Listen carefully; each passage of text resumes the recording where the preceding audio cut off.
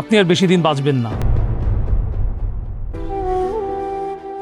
আল্লাহ, doctor সাহেব আপনি এসব কি কইতেছেন? আমার জামাই বেশি দিন বাঁচবো না মানে?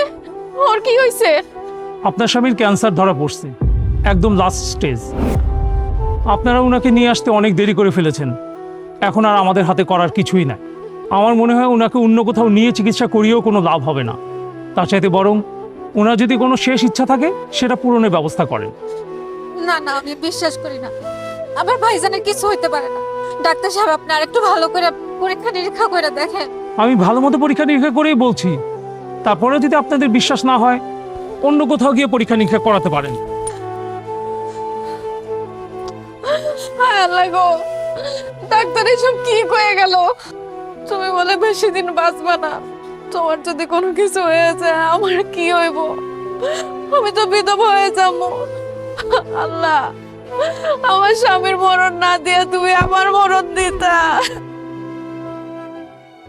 আল্লাহ, অল্প বয়সে বাপ মা হারাইছি, এই ভাই ছিল একমাত্র আপন।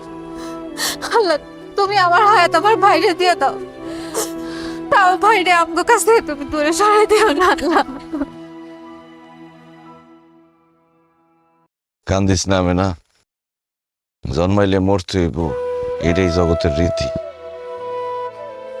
আমি যখন মরেই যাবো, আমি এমনি এমনি মরম না। মরার আগে আমার কিছু ইচ্ছা আছে। কি ইচ্ছা? আমার লগে যারা সিটারি করছে, বাটপারি করছে, বিনা কারণে আমার গায়ে হাত তুলছে, আমার জমি দখল করছে, আমার সাথে অবিচার করছে, একটারে আমি ছাড়ব। প্রত্যেকটার বিচার হইব। মইরা যখন যাবই, মরার আগে প্রত্যেকটার বিচার করে যাবো আমি।